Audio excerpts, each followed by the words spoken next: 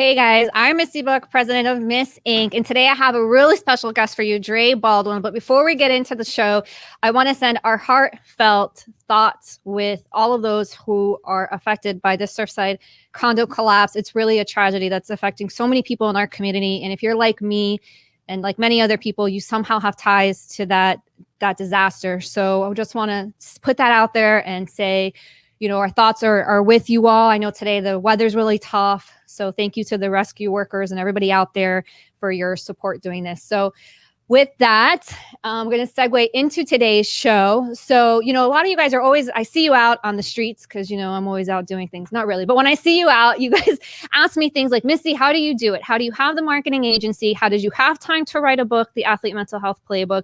How do you send out blogs about inspiration every month? How are you have time to do videos, and how the heck did you get hooked up with as a contributor to the Hall of Fame Behavioral Health, which is a new program associated with the Pro Football Hall of Fame?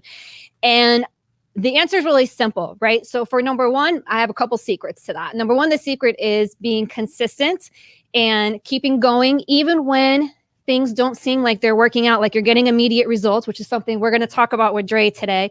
And the second thing is to surround yourself with the right people. So I am honored to say that Dre is one of those people for me. I consider him a part of my inner circle. He's a trusted advisor. I have gone to him a bunch of times, and you're about to see why. So this is going to be a really special episode.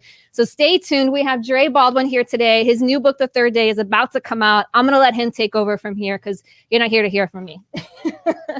Okay, well, thank you for having me here, Misty. For those who don't know me, my name is Dre Baldwin.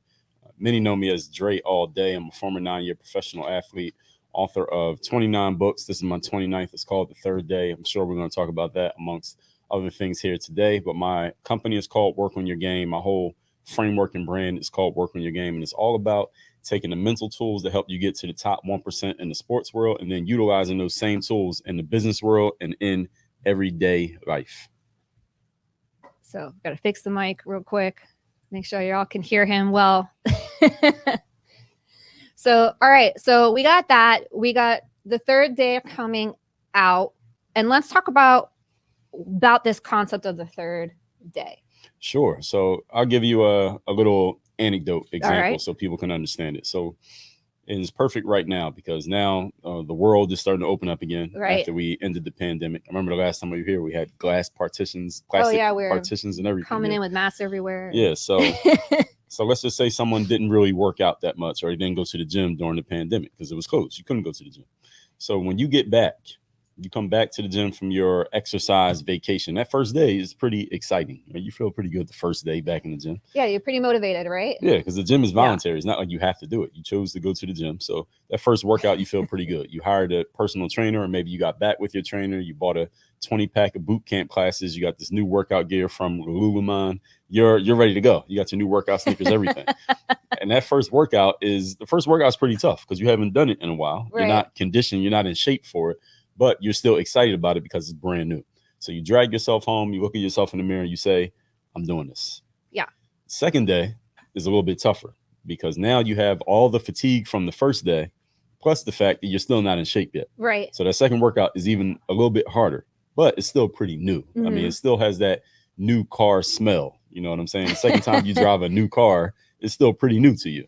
So you drag yourself home after that second workout, or you look at yourself in the bathroom mirror and you say, just a little bit less enthusiasm, but still enthusiastic. I'm doing this. Now, by the third day, already, Misty, by the third day, you're already questioning your decision-making process to get back in the gym. Yeah. Who hasn't been there? Right. By the third day. We're on a diet. Right. Exactly. Exactly. By the third day, those new workout sneakers that you put next to your bed, because the motivational blog post told you put the sneakers next to your bed so you don't have to make a decision. Those sneakers feel like they're made of cement. By the third day, you don't want to hear the mouth of your personal trainer. Yeah. Now, by the third day, see, I used to work in gyms, so I know how they do it. We like to put the friendliest, most bubbliest personality at the front desk so they can greet you when you walk in and say bye when you leave. By the third day, you don't even want to make eye contact with this individual on the third day because you're not feeling it. Yeah, you're not feeling it. Right? Your mind is just not there. By the third day, your body and your mind are having a difference of opinion. Right. And on the third day, that's the day when you consider rolling over in bed, grabbing your phone and texting your trainer and say, look, just charge me for the session, but I'm not coming. Right. All right. That's what happens on the third day. So what the third day is not necessarily about the gym or a diet. It could be anything. There's any situation in life when the newness has worn off, the novelty is gone, and you realize that this thing that you signed up for, there's some actual work that needs to be done. Right. This is an actual job. It looks fun from the outside looking in, but when you get in, you realize, okay, this is not all fun and games. The third day is the decision that you make in that moment as to whether or not you're going to show up all the way and deliver at 100% capacity. And it is a choice. It's not something that randomly happens. It's a choice that you get to make. Right. So the third day is why I say it's a decision that separates the pros from the amateurs, because to be a professional, you have to show up every single time and deliver. That's what makes someone a pro, is that we know what we're going to get. Right. It's not that you have talent or skill or resource. It's that we know you can deliver it every time. So that's what the third day is. Yeah. Does that answer your question? Yeah. I mean, I think it answers everybody's questions. So now we're trying to see what that is. And if you guys have ever tried to start something new, so I'm going to put it in sort of marketing terms. People will say to me, they'll come to me, hey, you know, like I decided I was going to start a social media account for my business. And so I got on Instagram and I got on Facebook and I got on Twitter and I got on LinkedIn and I was gung-ho, and then week 2 rolls around, week 3 rolls around, and now I don't have time. I don't know what content to post, et cetera, right? So we see this happen a lot. Or when people are starting podcasts. Do you not see this a lot? Like, what is it? Like, how many podcasts just like die after like the first? They call it the podcast graveyard. The podcast graveyard. Yeah. But how many of those are? I hate that when I'm like searching for something on the podcast app and it's like it hasn't been updated in like 2 years like or something. I'm like, so it was 2 years ago. Yeah, right. I'm like, what is this? So, but it's the truth, right? Like, it's hard to say. It's super exciting to get an idea. It's way more difficult to execute that idea to the point that you get results. So why is that? Like, how can we help people get around that? Get around the concept of the third day? Or get around the third day? I know you have a whole book about it, so we're not going to get to the whole thing. But man, well, that's a very deep question. But one thing is, what I tell people is a discipline. Is the third day is a discipline. Right. Because you have to decide to be disciplined, decide to show up and keep publishing your podcast, even though you're not getting a lot of downloads, or keep writing your articles, even if it looks like not a lot of people are reading it, or just keep going to the gym, even though you didn't lose any weight yet. Right. And that was the whole goal, was to lose 30 pounds by the summer. Right. Keep going to the gym anyway. So one thing you can do is set yourself up for success. The thing about, if you think of something like going to the gym, right, there are people who literally run into that situation that I explained, and they end up not showing up to the gym. They quit the gym, or they're still paying for it, but they're not going. Right. Because they're going to go back eventually. Right. Exactly. Like, one day I'll go back. So one day I'll go back. Membership. Yeah. And they say that a good percentage, there's a high percentage. I forget what the number is, but a high percentage of members of gyms never show up to the gym, but they keep paying for the membership. Right. And that's how gyms make the majority of their money, not from the people who use it. I mean, it works for me as someone who uses the gym and it's not packed. Okay. Yeah, exactly. Except in January, right? So what you do is you reduce the number of decisions that you need to make so that you don't have to enforce your will in order to show up and do the job. Okay. For example, if you're going to go to the gym after work, and you work at an office, and then you just go to the gym, then you go to your house. You pack all your workout gear, put it in a bag, and put it in your car the night before. Right. So the next day, you don't have to make the decision, do I want to go to the gym tonight, and then pack the bag? Because that's going to require a little bit of willpower. True. A little bit of decision making. And right. if you're not feeling excited in the morning, you might not pack the gym bag. Yeah. Another thing, put your workout sneakers next to the door, or prepare your protein shake the night before, so you don't have to decide, am I actually going to do this thing? Right, because the wheels are already in motion, in other words. Exactly. So you reduce the number of decisions you need to make. So then when you get to that situation, everything is already in place for you to do what you need to do. It's the same thing with if you're podcasting. If you have a podcast set up, you have your lighting here, you have your microphone here, set it all up.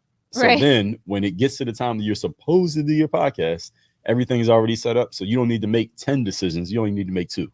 Which is sit down, turn the mic on. Right. Instead of 10, set the lights up, set the mic up, figure out your content, have all that stuff already done. Yeah. So that you don't have to make as many decisions. Now, these are just examples, but the point, Misty, is that you want to reduce these decisions so that when it's time for you to do the thing, you have already prepped yourself for it. This is the same way that people do meal prep. They set up all their meals on Sunday night. So then when they get during the week, they already have their meal in place. Instead of picking up a Snickers bar or a bag of chips, they already have a meal in place for them to eat, so they don't make the wrong decision. So Right. none of us, you come across a person who's very disciplined and they do the same things all the time consistently. It's not because they're superhuman. It's because they have just followed a few simple ideas to set themselves up for success, to where they don't have to make a decision every single time to be disciplined. Right. That's where discipline comes from. It's just setting yourself up for it. It doesn't make you so exceptional compared to other people. People who don't enact discipline is just that they haven't set themselves up for it. And this book is going to help people understand how to set yourself up for discipline, so that you don't have to make a decision every time. Right. The decision's already made for you. Right. And I think that's genius, right? I think, I mean, gosh, I like coming here because I have a time in a day that I come. The studio's already set up, Exactly. you know, so it's like it minimizes my work, because it's like, okay, like this is something I have to do all on my own, which is something that you talk about as well, actually, is getting people on your team. Right? Like having the right people, outsourcing things. Don't try to do everything on your own. So does that go into the third day concept as well? Absolutely, because nobody's good at everything. Right. Right. So right now, I don't know how to do the microphones or the lighting or anything. We got Word over here. He's taking care of all of that. Yeah, he's our guru. I wouldn't know how to set all of this up. But if I can find someone who can set it up, they can do their part. I'll do this part, and we both benefit from it. I do what I do. You do what you do. Ward does what he does, and everybody wins. Everybody benefits from that. Right. So that's definitely part of the third day, is making sure that you have the right resources in place, and people are a resource. Right. And learning to use yourself as a resource, knowing where you're a resource to others, and knowing where others are a resource to you. That's definitely part of the third day. That's awesome. So, and I hope this is making a lot of sense to you guys. So I always have 100 million questions when I have the opportunity to speak with you, because it really is an opportunity. So I don't know if you want to continue talking about the book, or talk about anything you want. So, anything that I want. Yes. So many questions. All right. Well, I'm not going to use this for a personal session right now, although I have used Dre for personal sessions on many occasions, but we're not going to do that right now. Sorry. All right. So you have the book.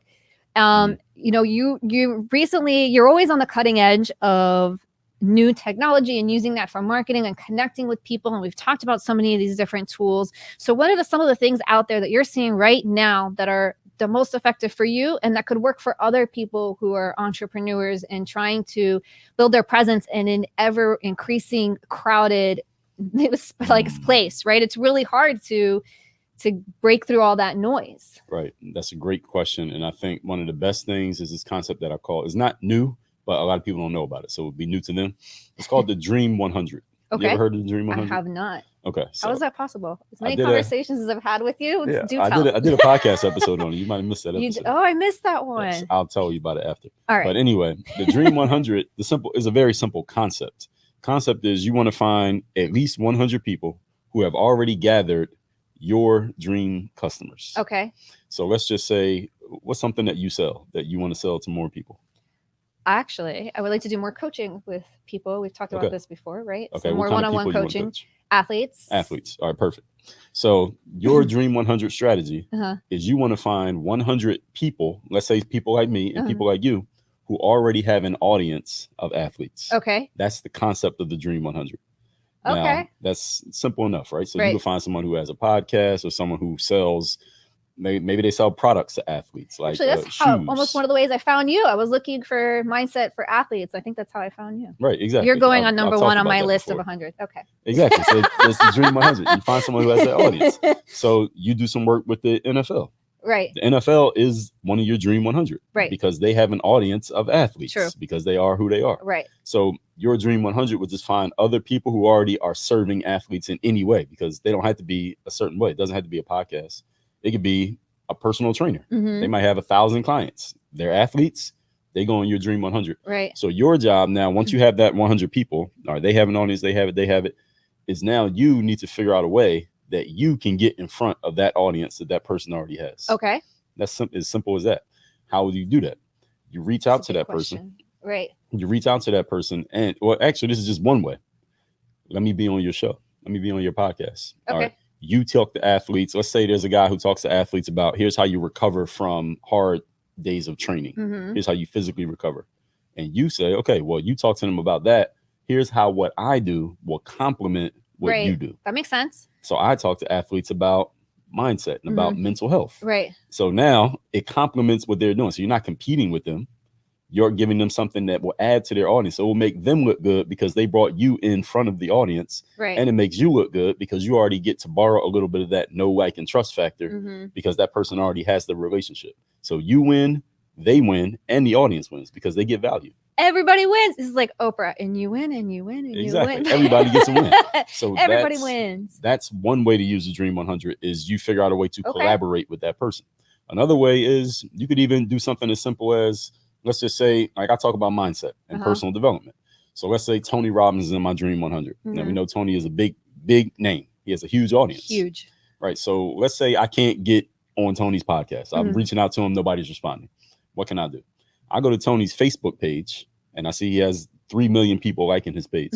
I will run an advertisement and target people who like Tony's page. Yeah, super smart. So now the only people who see that ad are people who already like Tony Robbins on Facebook. Right. So now I'm still using the Dream 100, but Tony might not even know that I exist. Right. But a bunch of his audience members are going to see my ad, and if I get a percentage of them to buy my product, now I know, at least I'm targeting people who I know are interested in personal development. I'm not just putting the ad out to anybody randomly. Right. Which will cost me a lot of money. Yeah. So that's very expensive to randomly run ads. Exactly. So that's another way to use the Dream 100 is to figure out a way that I can just get my stuff in front of those people, even if I can't get in touch with the main person, whoever it is.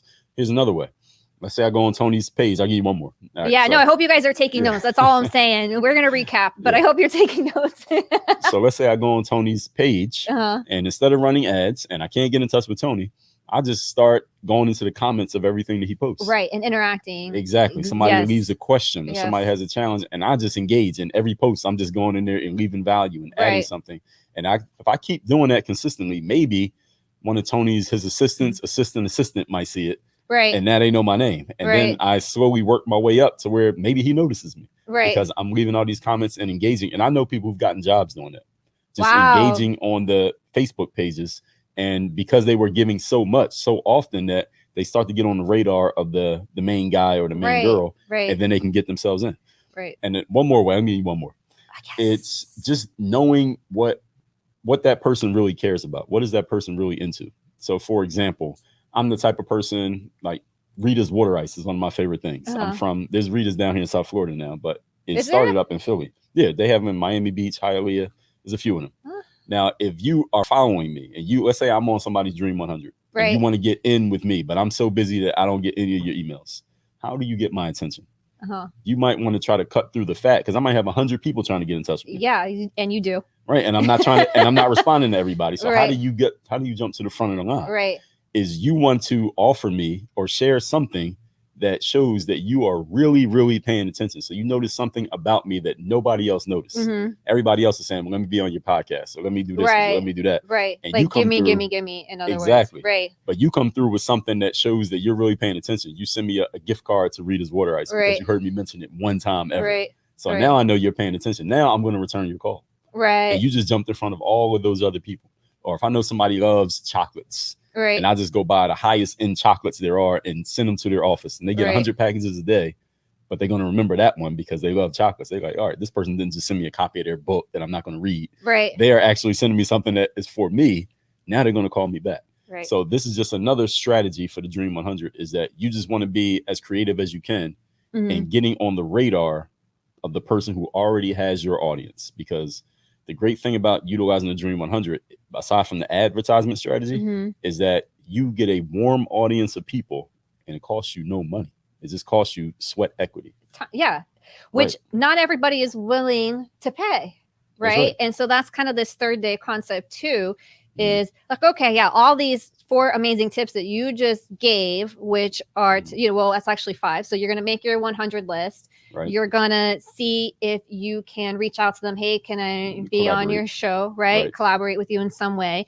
If that doesn't work, then, okay, I'm going to run an ad that might target just your page so that your audience is seeing my stuff. If that's not working or I don't have the money, I'm going to go comment and interact on stuff that you are posting or other people are sharing, adding value to get in front of them. And even if that's not working, I'm going to send a direct message again or some kind of email or whatever it is and just show that I'm really paying attention and engaged with what you're doing, right? Exactly. So those are sort of those top tips, but that takes a lot of effort, doesn't it? When people are, they're busy and they're trying to figure out, they're balancing life and work and kids, and maybe this is their side hustle that they're trying to grow. So how do you help people, or how would you tell them, okay, so like, this is what I'm telling you to do, but this is how you find the time. This is how you maintain the discipline, which is you're so good at and so big on. This is how I maintain the discipline and the, we'll just say discipline to continue to move forward. This is how I stay motivated and disciplined, in other words. Yes. These are your core things, Dre. Yeah.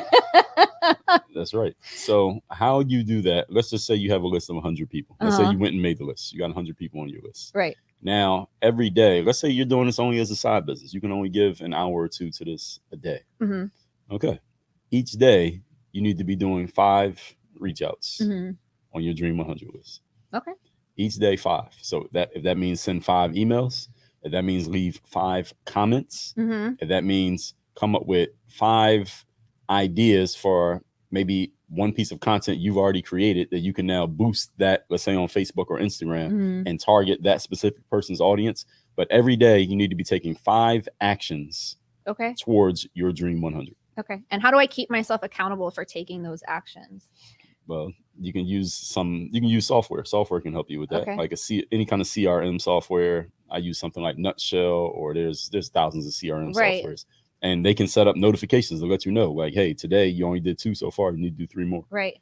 And holding yourself accountable to making sure you're doing 5 every day, because at some point you have to look at it and say, okay, this is my business. This is what I want to do. So you just have to look at that and say, I'm going to do 5 every day. Right. Or yesterday I only did 2 because I had an emergency.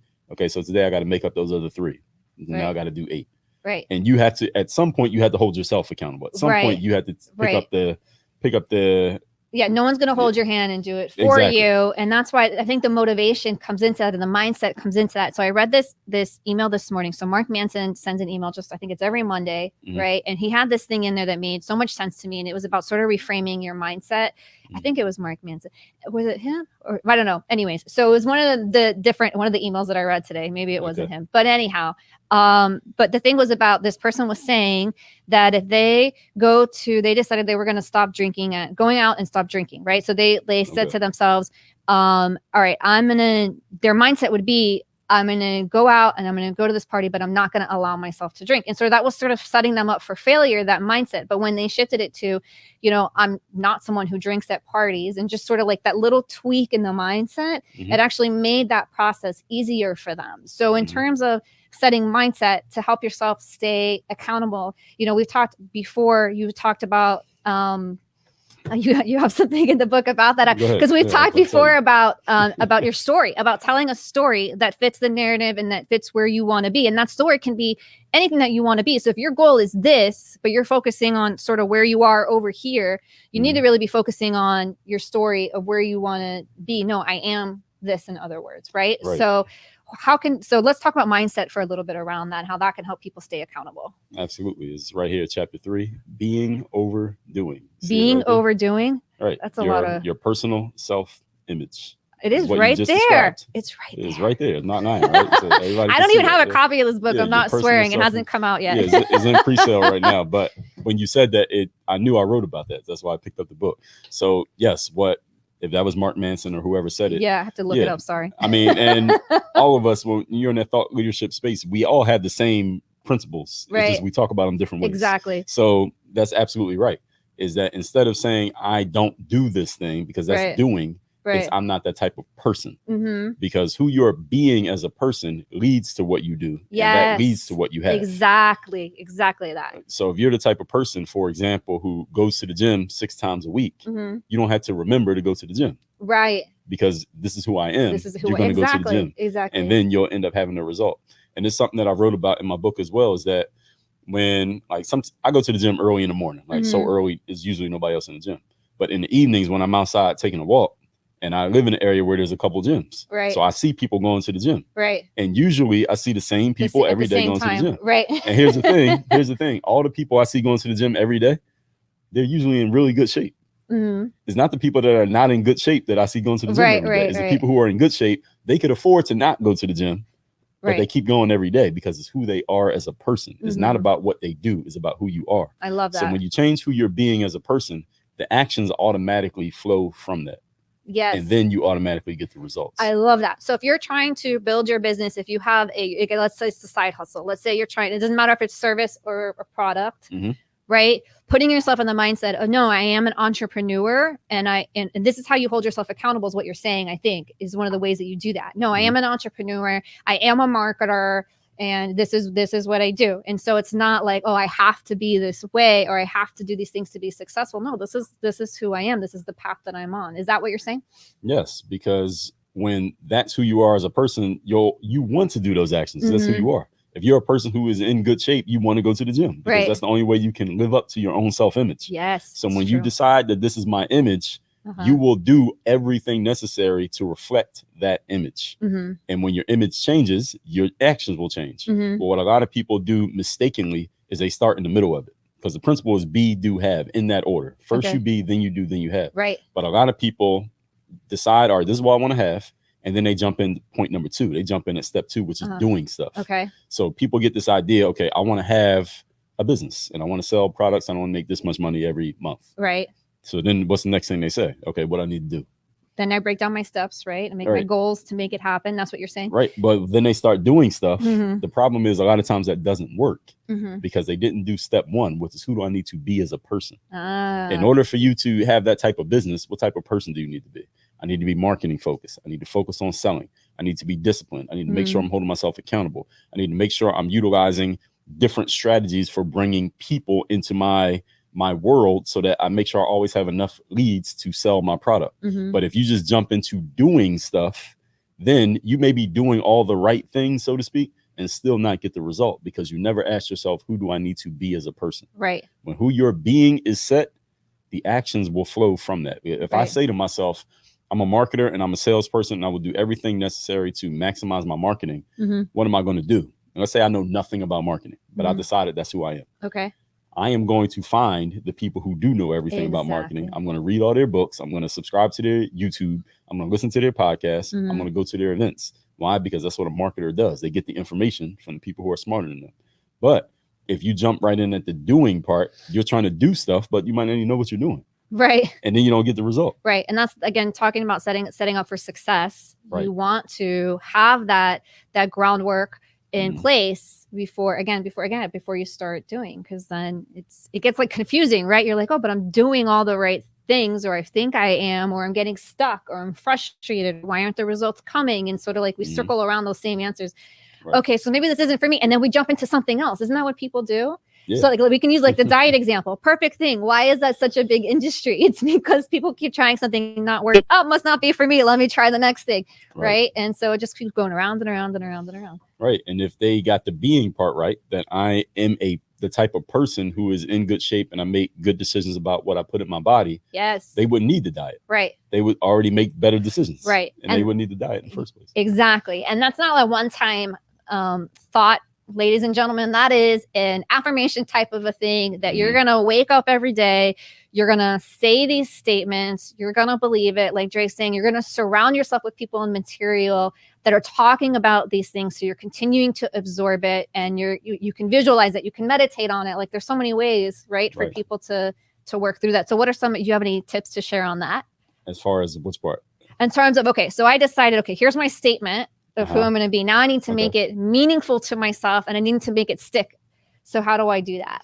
Well, one way is repetition, is doing it over and over again. One of the laws of association is repetition. When you repeat something over and over again, you start to associate the repetition with it meaning more to you. The more you do anything, the more it matters to you subconsciously, because since you've done it so much, your subconscious mind starts to believe, okay, this must matter because I keep saying it to myself. And that's one way that people can imbue certain thoughts in their head. They hear it all the time from themselves. Right. How do we all know our ABCs? Because in elementary school and kindergarten, we had to say it every single day. You still know the song, right? Even to this day, even though you haven't said it in years. Yeah. So that's repetition. Saying something to yourself over and over again, especially when it's emotionalized. If it's emotionalized, you don't have to say it as often and it sticks faster.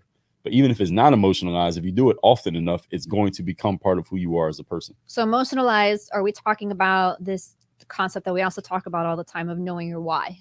That can be part of it. Absolutely. Yeah. When you have something that you care about enough, and that's one of the things I talk about when it comes to discipline, is people ask, well, Dre, how can I be disciplined? I know I want to have this discipline, but how can I make myself have it? And my answer is, what do you care about enough that you're willing to be disciplined? Right. That's the question. Because if you're not willing to be disciplined enough, let's say somebody wants to lose weight or they want to get 6-pack abs, they want to be in great shape. Right. Everybody wants that. Yes. Okay. So everybody wants that. Well, not everybody, but maybe. Okay. Let's not generalize. Let's just say we have a person who wants that. Okay. And they want to be in great shape, but they hate exercise. Right. They don't like being in the gym. They feel like it smells like sweat. They don't like being all sweaty. But they don't like sweating. I know so many people like that. Yeah, they don't like that. They don't like that kind of stuff. They don't like doing burpees. They don't like Right. lifting weights. They don't like a trainer yelling at them. They don't like being in a class because everybody else is better than them. So they don't like feeling like they're the worst person in the room. So they just hate everything about the gym, but they want to be in shape. Right. So how do you reconcile that? Right. The question is, what do you want that's on the other side of the gym that matters more to you than your dislike of the gym? Until you can answer that question, they will never get in shape. Right. They must figure out, what do they care about enough that is a result of dealing with this thing that you hate, right, that's stronger than your hate exactly for the gym. But if they don't figure that out, they'll never do it. I heard you give an example of that once on a podcast. This was a long time ago. And you said one of your tips for that, which I have quoted before, is to just keep asking yourself why. Well, I want this. Well, why do I want it? Because of this. Well, why do I want that? Until you get to the answer that's definitively powerful enough and sort of like hits you in the gut that, okay, now I really know my why. That's right. And that's usually what I've heard is that you need to ask that question 6 or 7 times. Wow. Before you get to the emotional part, because usually as humans, especially as we become adults, we get good at being socially acceptable and saying something that we're willing to share with the whole world. Right. But our emotional answer, reason behind things, usually is something that we don't tell everybody. Something that is very intimate and personal to us. Right. So you may only tell that to somebody we really trust or only to ourselves. So that's why you have to keep asking the question. And then when you get to that thing that's emotional enough, that's what will drive you, because emotion overpowers logic. Yes. Right? Anything that's emotional bypasses the logical center of the brain. Right. It doesn't even have to make logical sense for someone to grab onto something emotionally. Right. So when you figure out what that is, then the emotion will fall in line behind the logic. Yeah. Perfect. That's how most people's brains work. Yeah, I mean, that makes perfect sense to me. And I guess if you think about it, you're going to see how that really applies to you as well. So I just got the notice from the producer. Time is flying. We got to wrap things up. So Dre, how can people already? Yeah, I know. So Dre, it seems like it went by super fast, right? I don't feel like we didn't even we got into some stuff, but not really a lot. So how can people reach you? How can they get your new book? I know you have a texting free line now where people can reach you directly. Tell us what it is that how you help people and how can they reach you for that help? Yeah, so I'll give people 3 things. I don't want to give them too many, because if you give them too many, they get confused. All right. So number 1, the best way to reach me immediately right now is on social media, since everybody uses it. I'm on Instagram. My Instagram is just my name. You see it right there. Dre Baldwin is just one word. There you go. At Dre Baldwin. That is my Instagram name. The other way to get this book, you see the link right up there, is thirddaybook.com. This book is in pre-order right now. We are shipping out all orders on August the 3rd. The book comes out on the 3rd day, August 3rd. Oh, very creative. Yes. That's the release date of the book, called the 3rd day, August the 3rd. So you can pre-order it right now. And then on August 3rd, we will ship everybody's books out. This is a hardcover. We have paperback as well. We have a couple different options. If you want to get bulk, you can get them in bulk. If you want to give them out to your team, to your family, to your students, whatever. That's at thirddaybook.com. The book is free. All you're going to do is cover the shipping. So we're giving you the book free. You just cover the shipping, thirddaybook.com. And the third thing is, you mentioned my text line, so I'll mention it, is you can send me a text message. You can ask me any question. You can share a challenge. And every day I send out a daily motivation text to everybody in my text list. My number is 305-384-6894. You can just send a text right now and just say hello, and you'll be on the text list. And you can ask me a question. And yes, it really is my text line. So every day I take time and go through the texts and respond to people's texts. My number, again, 305-384-6894. So I'll just stop at those 3 ways. I'm all over the internet, but those are the you even have, but wait, we didn't even get to the 4th thing, which is, again, there's multiple, but the 4th thing is that you have a live event coming up here in Miami. Yes, I do. Yes, and that's a big thing. We should talk about that. We should talk about that. Yeah, we should talk about that. So as we wrap things up. Sorry, yes. word, 2 more minutes. All right. All right, so this event is called Work on Your Game Live, easy to remember. And the website is workonyourgame.live, not .com, but .live. We own .com as well, but workonyourgame.live.